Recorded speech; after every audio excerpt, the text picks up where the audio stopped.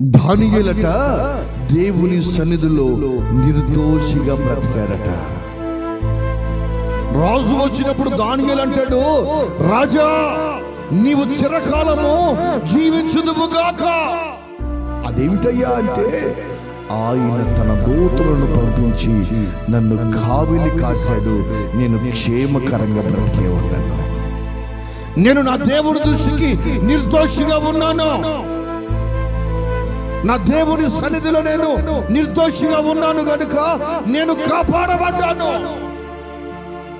నీవు నిర్దోషివైతే, నీవు దోషము లేని వ్యక్తి అయితే, దేవుని సన్నిధిలో నీవు నిలబడి నిర్దోషిగా నిలబడితే నిన్ను కాపాడతాడండి ఆయన.